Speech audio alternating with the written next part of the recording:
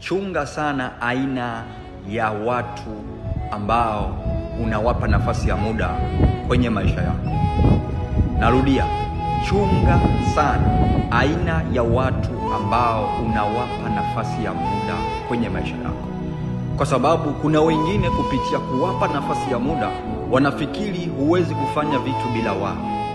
Kuna watu kupitia kuwapa nafasi ya muda wanafikiri maisha yako hayawezi kwenda bila wao, na kwa sababu hiyo wanauchezea muda wako, wanaufanya wanavyotaka, na mambo yako hayaendi kwa sababu umeamua kuwapa nafasi ya muda watu ambao sio sahihi kwenye maisha yako.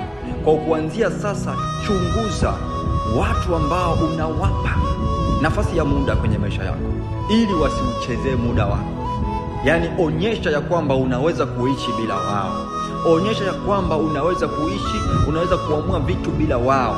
Ila pia jidhili mbele za Mungu, uonyesha ya kwamba huwezi kufanya vitu bila Mungu. Lakini usipende kuonyesha kwamba kuna watu huwezi kufanya vitu bila wao. Kuna watu huwezi kufanya maamuzi bila wao. Ondoa hiyo, na hicho ndicho kimekuwa kinasababisha watu wengi wanaumia. Watu wengi wanalalamika kwamba nilikupa muda wangu, uliuchezea muda wangu. Ni kwa sababu ulimkabidhi mtu muda ambao hukumjua huyo mtu huo muda wako atautunza, atauheshimu kama unavyoheshimu wewe.